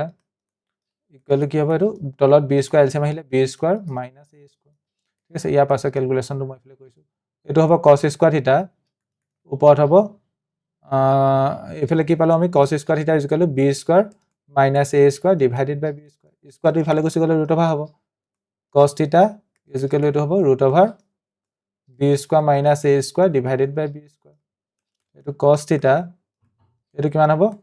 √, b square minus a square divided by b square। √b square। গতিকে এটো কি হ'ব √, b square minus a square divided by b। গতিকে এই কোৱেশ্চনটো correct answer কি হ'ব? এই কোৱেশ্চনৰ 26 নম্বৰ কোৱেশ্চনৰ কাৰেক্ট আনসাৰ কি হ'ব? Option C correct. Next 27 number question, ইয়াত কৈছে r ব্যাসাৰ্ধযুক্ত এটা বৃত্তৰ p ডিগ্ৰীত এটা কোণৰ এটা বৃত্তকলা কালি কিমান? বৃত্তকলা কালি উলিওৱা ফৰ্মুলা কি আছিল মনত আছেনে? বৃত্তকলা কালি উলিওৱা আমাৰ ফৰ্মুলা আছিল θ/360 degree into pi r square. এতিয়া থিটা ভ্যালু কিমান কনসিডাৰ কৰিব লাগিব? p/360 degree into pi into r ৰ জায়গাত আমি ক্যাপিটেল R লিখিম। এটো অপচন আছে নি? p/360 ডিগ্ৰী নাই, কিন্তু আমি ইয়াত এটো এনেকৈ লিখিব পাৰো নে? p ইয়াত দুইটা পূৰণ কৰিলো, হে দুইটো ইয়াতো পূৰণ কৰিলো, দুই নোহোৱা হৈ যাব। গতিকে ইয়াত 720 ডিগ্ৰী ইনটু টুৱাইস পাই r স্কয়াৰ। গতিকে এটো অপচন আছে, অপচন কোনটো কাৰেক্ট? Option D correct. এটো কিতাপৰ কোৱেশ্চনে হয়, নিশ্চয় পাইছা সকলোৱে। নেক্সট 27 নম্বৰ কোৱেশ্চনৰ পাছত আমি 28 নম্বৰ কোৱেশ্চনলৈ আগবাঢ়িম। এটা বৃত্ত পৰিধি 44 সেমি হলে ইয়াৰ কালি কিমান হ'ব? বৃত্তটো ব্যাসাৰ্ধ ধৰি লৈছো r, তেন্তে পৰিধি যেহেতু 44 সেমি বুলি কৈছে, গতিকে টুৱাইস পাই is equal to 44 লিখিব পাৰো। গতিকে এটো হ'ব 2 ইনটু পাই জায়গাত 22/7 into r is equal to 44। এটো হ'ব 2 into 22, that means 44/7 into r is equal to 44। গতিকে এটো হ'ব r is equal to 44 into 7/44। 44 কটাকটি যাবগৈ, r ৰ ভ্যালু কিমান পাম? 7 পাম। r ৰ ভ্যালু 7 সেমি। ঠিক আছে, কালি কিমান হ'ব? কালি কাৰণে ফৰ্মুলা উলিয়াম, লগাম পাই r স্কয়াৰ। পাই জায়গাত 22/7 আৰু r ৰ জায়গাত 7 স্কয়াৰ আছে কাৰণে দুটা লিখিব লাগিব। 7 কটাকটি যাবগৈ, 22 ইনটু 7 8 2 14 কৰিলে 1 14 15 154 সেমি স্কয়াৰ। গতিকে option D correct. Next question লাগ বাহু, কোৱেশ্চন নম্বৰ 29। ইয়াত কি কৈছে? বৃত্তৰ কোণত কেন্দ্ৰত কোণটোৰ ডিগ্ৰী মান 1 হলে বৃত্তকলাটো কালি কিমান হ'ব? θ/360 ডিগ্ৰী এতিয়া যে ইউজ কৰিছিলো ইনটু পাই r স্কয়াৰ। এটা থিটা কিমান বুলি কৈছে? 1 ডিগ্ৰী বুলি কৈছে, ডিভাইডেড বাই 360 degree into pi into r টো r ভাগে থাকিব। গতিকে এটো কি হ'ব? পাই r স্কয়াৰ ডিভাইডেড বাই 360 ডিগ্ৰী। গতিকে 29 ৰ অপচন ডি কাৰেক্ট। নেক্সট 30। এটা গোলকৰ আয়তন 288 পাই সেমি কিব হলে গোলকটো ব্যাসাৰ্ধ কিমান হ'ব? ধৰি লৈছো গোলকটো ব্যাসাৰ্ধ হৈছে r। গোলকৰ আয়তন লিয়া ফৰ্মুলা হৈছে 4/3 পাই r³ ইজ ইকুৱেল টু কিমান হ'ব তেন্তে? 288 পাই কটাকটি গুছি গ'ল। গতিকে r³ ইজ ইকুৱেল টু কি হ'ব? r³ is equal to 288 into 3 divided by 4 হ'ব। কাৰণ 4/3 টো ইফালে গুছি গ'লে 3/4 হ'ব। 288 ক আমি যদি 4 এ হৰণ কৰো 7 4 গুণ 28, এটো 4 2 গুণ 8, এটো কাটিলে কিমান যাব? 72 পা যাব। গতিকে আমি এটো কি পালো? r³ is equal two 72 into 3। এতিয়া 72 ৰ মৌলিক উৎপাদকীকৰণ কি হ'ব? 3 2 গুণ 6 4 3 গুণ 12। ঠিক আছে, 3 8 গুণ 8 হলো 24, দেন 2 এ যাব। গতিকে 72 জায়গাত কি লিখিব পাৰো? 3 into 3 into 2 into 2 into 2 into 3। গতিকে এখিনিকে মিলাই লিখিলে r³ ইজ ইকুৱেল টু কি লিখিব পাৰো? 2 into 2 into 2 2 into 2 into 2 into 3 into 3 into 3। গতিকে ঘনমূল ল'ব লাগে, ঘনমূল ল'লে আমাৰ কি হ'ব? এটা আহিব, ইয়াত 2, ইয়াৰ পৰা 3 পৰা 3 এটা আহিব। দ্যাট মিন্স r ৰ ভ্যালু কিমান পাম? r ৰ ভ্যালু পাম 6 সেমি। Option C correct. 30 নম্বৰ কোৱেশ্চনৰ অপচন সি কাৰেক্ট। ঠিক আছে, ইয়াত কোৱা হৈছে এটা গোলকৰ আয়তনৰ পৃষ্ঠকালি সাংখ্যিক মান সমান গোলকটো ব্যাস কিমান হ'ব? গোলকৰ আয়তন মানে কি? 4/3 পাই r³। পৃষ্ঠকালি মানে কিমান হ'ব? 4 পাই r স্কয়াৰ। ঠিক আছে, গতিকে এটো যদি আমি সিম্পলিফাই কৰো, সিম্পলিফাই কৰিলে কিমান হ'ব আমাৰ? ইয়াত পাই কেনসা কটাকটি যাবগৈ, 4 4 কটাকটি যাবগৈ, এটো পাম 1/3 r³ is equal two r square. দুটা কটাকটি যাবগৈ, গতিকে এটো পাম 1/3 r ইজ ইকুৱেল টু 1। গতিকে r ৰ ভ্যালু কিমান পাম? 3 ইনটু 1 মানে 3 পাম, 3 সেমি পাম। গতিকে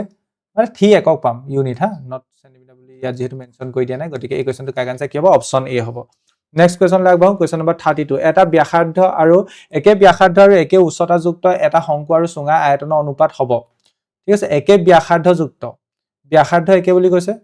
শংকু আৰু কি আছে বুলি কৈছে শংকু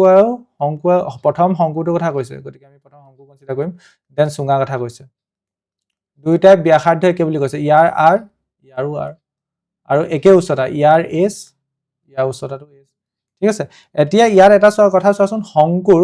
আয়তনৰ ফৰ্মুলা কি আছিল 1/3 পাই r স্কয়াৰ s ঠিক আছে ঠিক একেদৰে বেলন বা চুঙা আয়তনৰ ফৰ্মুলা কি আছিল পাই r স্কয়াৰ * s যেহেতু ব্যাসাৰ্ধ আৰু উচ্চতা সমান সমান গতিকে r s লিখিব পাৰিম কোনো মত কথা নাই কিমান হ'ব এতিয়া সিম্পলিফাই কৰা এটো কটাকটি গুছি গল গতিকে আমি 1/3 পাম 1/3 যদি আমি অনুপাতত লিখো 1:3 হ'ব 1:3 মানে কি অপচন বি কাৰেক্ট 1:3 মানে কি হ'ব অপচন বি কাৰেক্ট হ'ব নেক্সট আমাৰ 32 নম্বৰ কোৱেশ্চন হেখল 33 নম্বৰ কোৱেশ্চন ইয়াৰ মাধ্য উলিয়াব লাগে 1 2 3 4 এনেকে কেটা আছে এনটা আছে প্ৰথমে আমি কি কৰিম মাধ্য উলিয়াবলৈ কাৰণে কি কৰিম যোগ কৰিম বস্তুখিনিক যোগ কৰিম 1 + 2 + 3 + 4 + up to nটা আছে আৰু তাক যেহেতু nটা আছে এনে হৰণ কৰিব লাগিব গতিকে ইয়াৰ যোগফলখিনি কিমান হ'ব প্ৰথম nটা স্বাভাৱিক সংখ্যাৰ যোগফল হয় n * n + 1 / 2 হয় ঠিক আছে প্ৰথম nটা স্বাভাৱিক সংখ্যাৰ যোগফল নাজানা যদি এপি মতে উলিয়াই ল'ব পাৰা / n এটো n কটাকটি যাবগৈ ফাইনেল আনসাৰ কি পাম n + 1 / 2 পাম গতিকে option A correct 33 number question option A correct next 34 number question ইয়াত কৈছে যদি x, x + 1, x + 6, x + 9 আৰু x + 12 ৰ মাধ্য 10 হয় তেন্তে x সমান কিমান হ'ব মাধ্য আমাৰ কিমান বুলি কৈছে 10 বুলি কৈছে ঠিক আছে মাধ্য 10 বুলি কৈছে ওকে এতিয়া মাধ্য কেনেকৈ উলিয়াব লাগে এইখিনি যোগ কৰিব লাগিব প্ৰথম আছে x তাৰ পিছত আছে x + 1 তাৰ পিছত আছে x + 6 তাৰ পিছত আছে x + 9 তাৰ পিছত আছে x + 12 ঠিক আছে ডিভাইডেড বাই যেটা থাকে এটা হৰণ কৰিব লাগিব কেটা আছে ইয়াত এটা দুটা তিনটা চাৰিটা পাঁচটা গতিকে 5 এ আমি ডিভাইড কৰিব লাগিব গতিকে ডিভাইড কৰিলো ইকুৱেল আমি কিমান পাম 10 পাম বুলি কৈছে এতিয়া বজ্ৰপন কৰা তেনেতলত এটা আছে গতিকে ইয়াত x এটা দুটা তিনটা চাৰিটা পাঁচটা ওপৰত হ'ব 5x আৰু ইয়াত 1 ৰ লগত যদি 6 যোগ কৰো 7 হ'ল 7 ৰ লগত যদি 9 যোগ কৰো 16 হ'ল 16 ৰ লগত যদি 12 এড কৰি দিও 8 2 28 হ'ব ডিভাইডেড বাই 5 ইকুৱেল 10/1 গতিকে বজ্ৰপন কৰিলে কি হ'ব 5x + 28 ইকুৱেল 50 গতিকে এটো কিমান হ'ব 5x 50 - 28 এটো 2 ইকুৱেল 22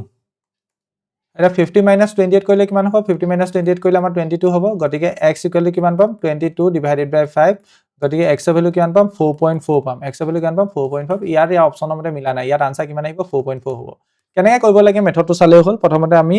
যেটা আছে এখিনি যোগ কৰিলো আৰু কেটা আছে হেতু হৰণ কৰিব লাগিব মাধ্য যেহেতু 10 বুলি কৈছিলে সেই ডাটাটো আমি ইয়াত ইউজ কৰিছো ঠিক আছে ওকে ইয়াৰ আনসাৰ তেন্তে 4.4 পালো নেক্সট 35 নম্বৰ কোৱেশ্চন এটা বাৰংবাৰতা বিভাজনৰ মধ্যমা বহুলক 26 আৰু 29 হলে ইয়াৰ মাধ্য কিমান হ'ব আমি এটা ৰিলেচন জানো 3 মধ্যমা = বহুলক প্লাস 2 মাধ্য 3 into মধ্যমা কিমান মধ্যমা 26 = বহুলক মধ্যমা 26 বহুলক 29 ওকে প্লাস 2 মাধ্য না জানো গতিকে এটো হ'ব 26 into 3 18 করলে 1 3 গুণ 6 7 78 minus 29 is equal to 2 into মাধ্য এটো যদি সাবট্ৰেক্ট কৰো এটো কিমান হ'ব এটো হ'ব তোমাৰ 8 9 এপিনে 1 গুছি গল 6 পা 2 গলে 4 49 এটো কিমান পাম 49 divided by 2 is equal to মাধ্য গতিকে মাধ্য কিমান পালো 49 divided by 2 মানে কি 24.5 গতিকে অপচন এ কাই নেক্সট 36 নম্বৰ কোৱেশ্চন ইয়াত কৈছে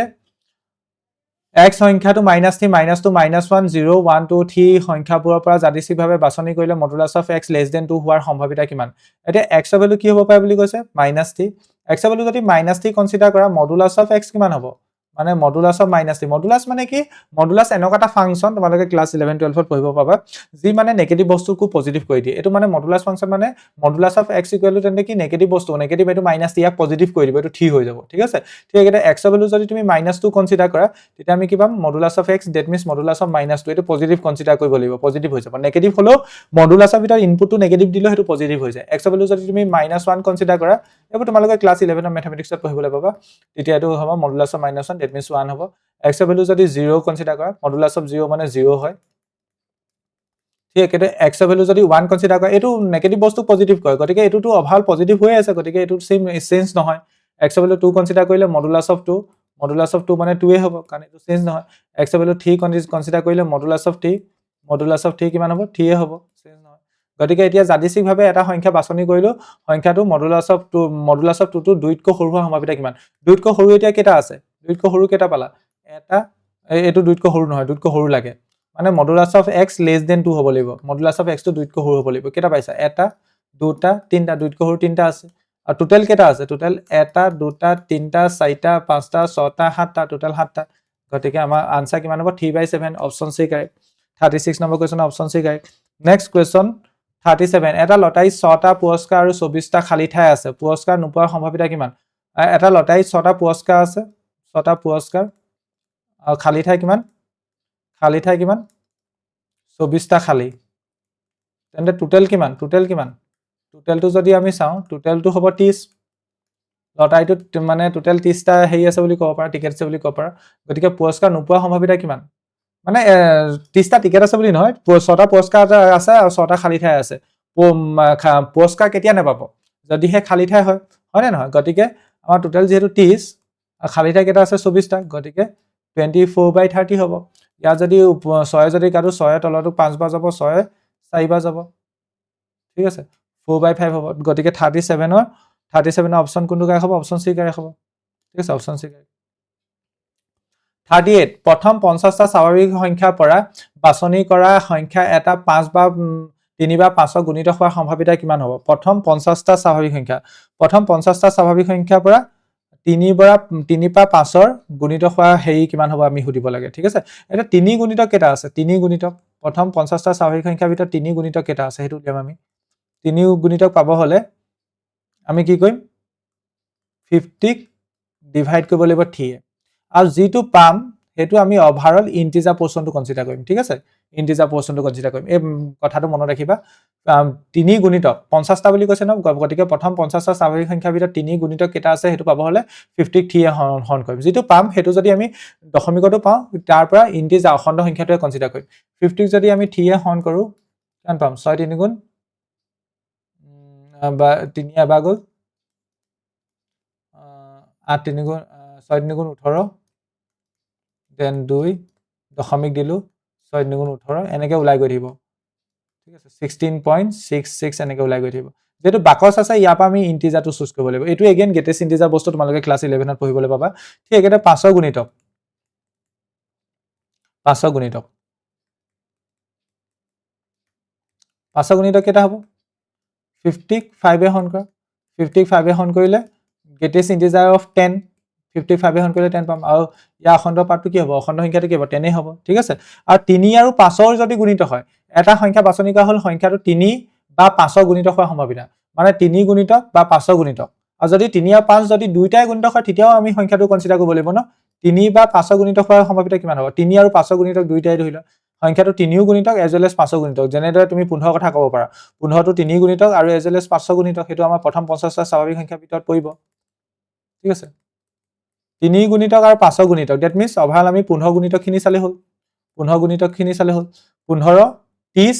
45 এইগিটা এনেকুৱা সংখ্যা যেগিটা 3 গুণিতক এজ ৱেল এজ 5ৰ গুণিতক গতিকে 15 ডিভাইডেড বাই 3 কৰিম 15 ডিভাইডেড বাই 3 কৰিলে 3 পইণ্ট সামথিং পাম তা গ্ৰেটেষ্ট ইন্টিজাৰ কনসিডাৰ কৰিলে 3 পাম ঠিক আছে এতিয়া 3 বা এতিয়া ইয়াত আমি কি কৰিব লাগে প্ৰথম 50টা স্বাভাৱিক সংখ্যা পৰা এটা সংখ্যা বাছনি কৰা হল বাছনি কৰা সংখ্যাটো 3 বা 5ৰ গুণিত হোৱাৰ সম্ভাৱনা উলিয়াব লাগে 3 বা 5ৰ ঠিক আছে 3 আৰু 5ৰ দুইটা গুণিত হোৱা উলিয়াব লাগে 3 বা 5ৰ গুণিত হোৱা উলিয়াব লাগে ঠিক আছে এতিয়া আমি ইয়াত 3 গুণিতক কেটা পাইছো 16টা 5ৰ গুণিতক কেটা পাইছো 10টা কিন্তু আমি 3 আৰু 5ৰ দুইটা গুণিত হোৱা কিটা উলিয়াব লাগে হেতু আমি সাবট্ৰেক্ট কৰি দিম এটা আমি সাবট্ৰেক্ট কৰি দিম ডিভাইডেড বাই যেহেতু প্ৰথম 50 টা গতিকে 50 এ ডিভাইড কৰিব লাগিব কেনে কৈছো আকৌ বাছৱা 3 গুণিতক কেটা 16 টা 3 গুণিতক হ'ব নহয়তো সংখ্যাটো কি হ'ব 5 গুণিতক হ'ব বা ঠিক আছে আৰু কিন্তু 3 বা 3 আৰু 5 দুইটা গুণিতক হ'ব নোৱাৰে গতিকে 3 টো সাবট্ৰেক্ট কৰি দিছো গতিকে ইয়াত হ'ব 26 - 3 ডিভাইডেড বাই 50 গতিকে এটো হ'ব 23 ডিভাইডেড বাই 50 গতিকে এই কোৱেশ্চনটো কাৰেক্ট আনসাৰ কি হ'ব 23 ডিভাইডেড বাই 50 অপচন বি কাৰেক্ট কেনেকৈ কৰিলো বুজি পালানে প্ৰথম 3 গুণিতক কেটা আছে প্ৰথম 50 টা স্বাভাৱিক সংখ্যা ভিতৰত হেতু উলিয়াই ললো 5 গুণিতক কেটা আছে হেতু উলিয়াই ললো আৰু প্ৰথম 50 টা স্বাভাৱিক সংখ্যাৰ ভিতৰত 3 আৰু 5 গুণিতক কেটা আছে যেনে 15 30 45 এইকিটা 3 গুণিতক 5 গুণিতক হয় নে নহয় গতিকে হেগিটা আমি কনসিডাৰ কৰিব নালাগে কাৰণ আমি 3 বা 5 গুণিতক বিচাৰিব লাগে 3 বা 5 গতিকে হেগিটা আমি আঁতৰাই দিম বুজি পালা আশা কৰিছো বুজি পালা কোৱেশ্চন নম্বৰ 39 এটা ইয়াত কৈছে এটা বৰ্গ পৰিসীমা আৰু এটা বৃত্ত পৰিসীমা সমান হলে হিয়তৰ কালি অনুপাত কিমান হ'ব বৰ্গ পৰিসীমা বুলি ক'লে আমি ফৰ্মুলা কি লগাব পাওঁ 4 * বাহু 4 * বাহু ঠিক আছে ঠিক একেদৰে বৃত্ত পৰিসীমা বুলি ক'লে আমি কি ফৰ্মুলা লগাব পাওঁ টুৱাইস পাই r ইয়েস নো ইয়াৰ পৰা যদি আমি এই বাহুক যদি s বুলি ধৰি লওঁ 4 * s = কি হ'ব টুৱাইস পাই r হ'ব r কি বুজাইছে ব্যাসাৰ্ধ গতিকে ইয়াত আমি s বাই r অনুপাতটো যদি উলিয়াও কিমান পাম টুৱাইস পাই r টো ইফালে হৰণ হৈ গুচি গ'ল ডিভাইডেড বাই 4 গতিকে s বাই r অনুপাতটো কিমান পাম s বাই r অনুপাতটো পাম পাই বাই 2 পাম ঠিক আছে s by r অনুপাতটো pi by 2 পালো এটা হিয়তৰ কালি অনুপাত উলিয়াব লাগে আৰু প্ৰথম বৰ্গৰ কালি কেনেকৈ উলিয়াম বাহু স্কয়াৰ মানে s স্কয়াৰ আৰু ত্ৰিভুজটো বৃত্তটো কালি উলিওৱা ফৰ্মুলা কি আছিল পাই r স্কয়াৰ ঠিক আছে গতিকে এটো আমি এনেকৈ লিখিব পাওঁ 1 by pi into s by r whole square পাওনে পাৰো গতিকে এটো 1 by pi into s by r মানে কি পাই বাই 2 গতিকে পাই বাই 2 হোল স্কয়াৰ গতিকে এটো 1 বাই পাই ইনটু এটো হ'ব পাই স্কয়াৰ ডিভাইডেড বাই 4 এটো পাই কটাকটি যাবগৈ এটো হ'ব পাই বাই 4 মানে পাইস টু 4 ঠিক আছে পাই বাই 4 মানে কিমান পাইস টু 4 ঠিক আছে আশা কৰিছো এডখৰলৈকে বুজি পাইছা নেক্সট কোৱেশ্চন লাগবহু নেক্সট কোৱেশ্চন লাইক তেন্তে ইয়াত আমাৰ অপচন আছে নে অপচন এতিয়া ডাইৰেক্ট নাই গতিকে আমি কি কৰিব লাগিব পাই জেগাত আমি 22/7 বহাম 22/7 মই এটোৱে সিম্পলিফাই কৰি লৈছো ডিভাইডেড বাই 4 এটোক আমি লিখিব পাও 22/7 ইনটু 1/4 দুয়ে কাটি দিলো এটোক দুবাৰ এটোক কাটিলো 11 বাৰ গতিকে এটো হ'ব 11 ডিভাইডেড বাই 14 গতিকে অনুপাতটো হ'ব 11:14 এটো আছে নে অপচনত এটো অপচনত আছে 11:14 option A correct 39 number question option A correct 40 ইয়াত কৈছে ডি ব্যাসৰ এটা অৰ্ধগোলকৰ মুঠ পৃষ্ঠকালি কিমান হ'ব ডি ব্যাসৰ এটা অৰ্ধগোলক তেনে ব্যাসাৰ্ধ কিমান হ'ব r কি হ'ব d/2 হ'ব ঠিক আছে ইয়াৰ মুঠ পৃষ্ঠকালি ফৰ্মুলা কি আছিল অৰ্ধগোলকৰ মুঠ পৃষ্ঠকালি ফৰ্মুলা আছিল 3 পাই r স্কয়াৰ ঠিক আছে গতিকে এটো হ'ব 3 * পাই * r জেগাত d/2 বহাব পাৰো d/2 হোল স্কয়াৰ গতিকে এটো হ'ব 3 পাই * d স্কয়াৰ ডিভাইডেড বাই 4 ঠিক আছে গতিকে এটো কি পাম 3/4 * পাই d square 3/4 * pi d square option D correct next question number 40 question number 41 এতিয়া কৈছে এটা প্ৰশ্নৰ উত্তৰ অনুমানৰ ওপৰত ভিত্তি কৰি কৰিলে শুদ্ধ হোৱাৰ সম্ভাৱনা a/2 হয় শুদ্ধ নোহোৱাৰ সম্ভাৱিতা 2/3 হয় তেন্তে আমাৰ কোনটো সম্পৰ্ক ফুলফিল হ'ব কোনো এটা ঘটনা হোৱা আৰু নোহোৱাৰ যোগফলটো কিমান আছিল কোনো এটা ঘটনা হোৱা আৰু নোহোৱা যোগফলটো কিমান আছিল 1 আছিল ঘটনাটো শুদ্ধ মানে ইয়াত কোৱেশ্চনটা অনুমান কৰি হেতু শুদ্ধ হোৱাৰ সম্ভাৱনা কিমান বুলি কৈছে a/b আৰু শুদ্ধ নোহোৱাটো কিমান বুলি কৈছে 2/3 গতিকে হেকিটা যোগ কৰিলে কিমান পাম 1 পাম গতিকে এটো সিম্পলিফাই কৰিলে কি হ'ব a/b = 1 - 2/3 গতিকে এটো হ'ব a/b = 3 টো তৰা এলচিয়াম আহিলে 3 - 2 দ্যাট মিন্স এটো হ'ব a/b = 1/3 গতিকে এটো সিম্পলিফাই কৰিলে কি হ'ব b = 28 অপচন আছে না আছে option B correct question number 42 ইয়াত কৈছে 3 সেন্টিমিটাৰ ব্যাসাৰ্ধ বৃত্ত এটা ওপৰত টনা দুডাল স্পৰ্শকে পৰস্পৰ 60 ডিগ্ৰী কোণত হালি থাকিলে স্পৰ্শক দুডালৰ দৈৰ্ঘ্য কিমান হ'ব ইয়াত কি কৈছে এটা বৃত্ত কথা কৈছে ব্যাসাৰ্ধ 3 সেন্টিমিটাৰ বুলি কৈছে ইয়াত দুডাল স্পৰ্শৰ কথা কৈছে স্পৰ্শক গিটাল আমি একেটা বিন্দু পাই টানিছো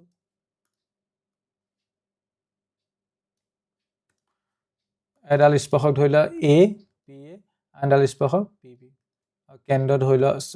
o ব্যাসাৰ্ধ ইয়াত কিমান বুলি কৈছে ব্যাসাৰ্ধ এটো কোন 90 ডিগ্ৰী হ'ব ব্যাসাৰ্ধ কিমান বুলি কৈছে 3 সেন্টিমিটাৰ ব্যাসাৰ্ধ বৃত্ত এটা ওপৰত টনা দুডাল স্পৰ্শক পৰস্পৰ 60 ডিগ্ৰী কোণত হালি থাকে এই কোণটো কিমান বুলি কৈছে 60 ডিগ্ৰী ঠিক আছে হালি থাকিলে স্পৰ্শক দুডালৰ প্ৰত্যেকৰ দৈৰ্ঘ্য কিমান হ'ব আমি হেতু উলিয়াব লাগে এটা তাৰ কাৰণে তুমি এটা কাম কৰিব পাৰা সিম্পলি ইয়াত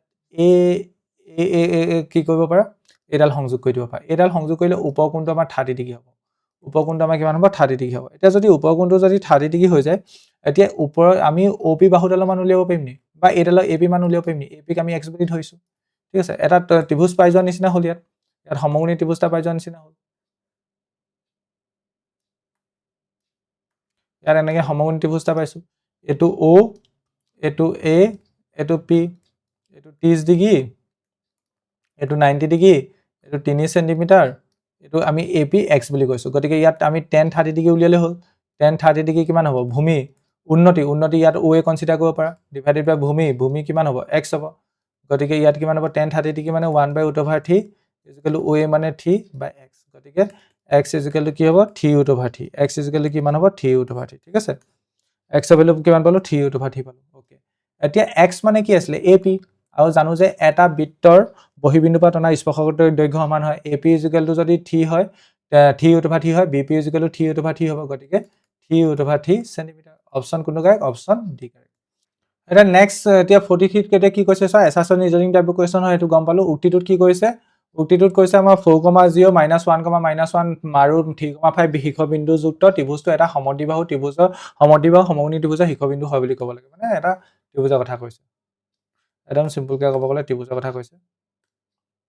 ত্ৰিভুজটো সমদ্বিবাহু সমকোণী ত্ৰিভুজ হয় নে নহয় আমি এতিয়া চেক কৰিব লাগিব শীৰ্ষবিন্দু কিটা হয় এতিয়া আমাৰ এটা বিন্দু ধৰিলে এটো A 4,0 আনটো বিন্দু B এটো -1,-1 আনটো বিন্দু C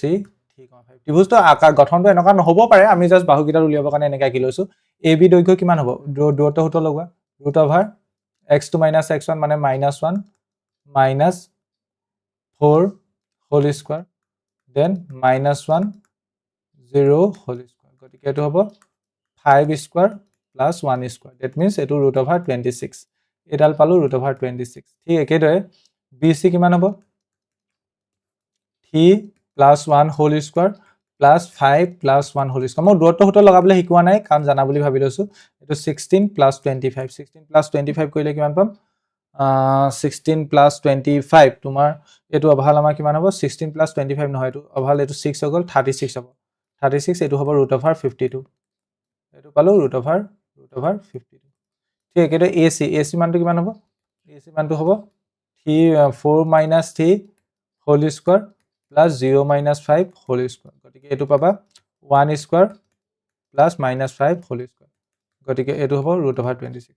এটো হ'ব √26 এতিয়া ইয়াত A বাহুডাল ডাঙৰ ন ইয়াত এতিয়া পাইথাগোৰাছ লগাই চাও এতিয়া সমদ্বিবাহু ত্ৰিভুজ হয় বুলি আমি গম পালো সমদ্বিবাহু ত্ৰিভুজ বুলি কেলে গম পালো কাৰণ দুডাল বাহু সমান AB আৰু AC বাহু সমান আমাৰ এটা কথা কনফাৰ্ম সমদ্বিবাহু ত্ৰিভুজ এই যিটো ত্ৰিভুজৰ কথা কৈছে এটো সমদ্বিবাহু কিন্তু সমকোণী হয় নে নহয় চাব হলে আমি ইয়াত পাইথাগোৰাছ লগাই চাব লাগিব চেক হয় নে নহয় পাইথাগোৰাছ লগাব হলে আমাৰ ডাঙৰ বাহুডাল কোনডাল হেতু চোৱা BC গতিকে আমি যদি আমি BC স্কয়াৰ কৰো BC স্কয়াৰ কৰিলে কিমান পাম √52 whole square that means 52 পাম আৰু নেক্সট টাইম আমি AB square plus AC square AB মান কিমান √26 whole square plus AC মান √26 whole square গতিকে 26 plus 26 that means 52 গতিকে আমি ইয়াৰ পৰা ক'ব পাৰো BC square is equal to AB square plus AC square এই কন্ডিশনটো ফুলফিল হৈছে গতিকে এটো সমকোণী ত্ৰিভুজ হয় গতিকে ABC টো আমাৰ সমকোণী ত্ৰিভুজ হয় ABC টো কি হয় সমকোণী ত্ৰিভুজ মানে এই কোণটো 90 ডিগ্ৰী হ'ব এই কোণটো কি হ'ব 90 ডিগ্ৰী হ'ব গতিকে ইয়াত তেন্তে এটো ত্ৰিভুজ যেটো ত্ৰিভুজৰ কথা কৈছে এটো সমকোণী ত্ৰিভুজ হয় ঠিক একেদৰে সমদ্বিবাহু ত্ৰিভুজ হয় গতিকে এই উক্তিটো সঁচা নেক্সটত কৈছে ব্যাখ্যাটোত কৈছে যদি ট্ৰায়াঙ্গল ABC সমদ্বিবাহু হয় তেন্তে ই সমকোণী সদায় হ'ব বুলি কৈছে এটো মিছা এটা সমদ্বিবাহু ত্ৰিভুজ সদায় সমকোণী নহব পাৰে গতিকে ইয়াত A টো সঁচা R টো মিছা গতিকে অপচন C টো কাৰেক্ট A টো সঁচা R টো মিছা অপচন কোনটো correct option C correct next question number 44 question number 44 ইয়াত উক্তিটোত কি কৈছে চোৱা উক্তিটোত কৈছে 2,7,12 অনুক্ৰমটো এটা সমান্তৰ প্ৰকৃতি হয় বুলি কৈছে সমান্তৰ প্ৰকৃতি হ'ব হলে পদৰ পাৰ্থক্য সমান হ'ব লাগিব 2 আৰু 7 ৰ পাৰ্থক্য কিমান 5 কাৰণ 7 - 2 কৰিলে 5 পাম ঠিক একেদৰে 12 - 7 কৰিলে কিমান পাম 5 পাম গতিকে ই সমান্তৰ প্ৰকৃতিত আছে এটো শুদ্ধ নেক্সট এটা সমান্তৰ প্ৰকৃতি এটা ধ্ৰুৱক সাধাৰণ অন্ত থাকে এটো সঁচা কথা আৰু হেতু কাৰণে ক'ব পাৰো যে যেহেতু ওপৰৰ ক্ৰমটোৰ সাধাৰণ অন্তটো ধ্ৰুৱক গতিকে এটো সমান্তৰ প্ৰকৃতিত আছে ইয়াত A আৰু R দুইটা সঁচা আৰু এটো হৈছে আৰু শুদ্ধ ব্যাখ্যা গতিকে ইয়াত আমাৰ অপচন A কাৰেক্ট হ'ব লাষ্টৰ কোৱেশ্চন ইয়াত কোৱা হৈছে উক্তিটোত কোৱা হৈছে ৰুট অভাৰ থ্ৰী এটা অপৰিমেয় সংখ্যা যুক্তিৰ ব্যাখ্যাটোত কোৱা হৈছে যদি পি এটা মৌলিক সংখ্যা তেন্তে ৰুট অভাৰ থ্ৰী এটা অপৰিমেয় সংখ্যা হয় ৰুট অভাৰ থ্ৰী এটা অপৰিমেয় সংখ্যা এইটো একদম সম্পূৰ্ণ সঁচা কথা ঠিক একেদৰে পি যদি মৌলিক সংখ্যা ধৰিলে মই 5 কনসিডাৰ কৰিছো p5 তেন্তে ৰুট অভাৰ 5 এটা কি হ'ব অপৰিমেয় সংখ্যা ঠিক একেদৰে p2 যদি 7 কনসিডাৰ কৰো মৌলিক সংখ্যা ৰুট অভাৰ 7 কি হয় অপৰিমেয় সংখ্যা গতিকে এই কথাটো সঁচা p এটা যদি মৌলিক সংখ্যা হয় তেন্তে ৰুট অভাৰ p এটা কি হ'ব ৰুট অভাৰ p এটা কি হ'ব অপৰিমেয় সংখ্যা হ'ব এইটো সঁচা গতিকে a আৰু r দুটাই সঁচা আৰু r এ শুদ্ধ ব্যাখ্যা কৈছে গতিকে ইয়াতো আমাৰ অপচন a কাৰেক্ট হ'ব এই কোৱেশ্চনটো আমাৰ কাৰেক্ট আনসাৰ কোনটো হ'ব অপচন a হ'ব গতিকে এই পেপাৰখনত থকা আশা কৰিছো এই প্ৰথম 45টা এমসিকিউ কোৱেশ্চন বুজি পালা বাকি এই সম্পূৰ্ণ পেপাৰখনৰ পিডিএফ লিংক এই ভিডিওটোৰ তলত ডেসক্ৰিপচনত দিয়া থাকিব তাৰ পৰা তোমালোকে পেপাৰখন ডাউনলোড কৰি ল'ব পাৰা নতুবা আমাৰ যেটো হোৱাটসঅ্যাপ গ্ৰুপ আছে বা হোৱাটসঅ্যাপ চেনেল আছে তাতো জয়েন হৈ ল'ব পাৰা তাতো আমাৰ এই পেপাৰবোৰ শেয়াৰ কৰি থকা হয় বাট একদম সিম্পল প্ৰসেছটো হৈছে এই ভিডিওটোৰ তলত ডেসক্ৰিপচনত যাবা তাত এটা তোমালোকে পিডিএফ লিংক পাবা তাৰ দ্বাৰা তোমালোকে পেপাৰখন আপলোড কৰি ডাউনলোড কৰি ল'ব পাৰিবা তোমালোকৰ জিলাটো যদি প্ৰিফাইনেল পৰীক্ষা সম্পন্ন হৈ গৈছে তেন্তে আমালৈ গণিত বিজ্ঞান সমাজ বিজ্ঞান ইংৰাজী আদি বিষয়ৰ প্ৰশ্ন কাকতবোৰ আমাৰ হোৱাটসঅ্যাপ নম্বৰ 8811069813 প্ৰেৰণ কৰিবা তোমালোকে প্ৰেৰণ কৰা প্ৰশ্ন কাকতৰ আলমত আমি এনেটো সলিউশন ভিডিও বনাব পাৰিম আজি ভিডিওটো চোৱাৰ বাবে সকলোকে ধন্যবাদ জনাইছো এটা নতুন ভিডিওত পুনৰ দেখা দেখিম থ্যাংক ইউ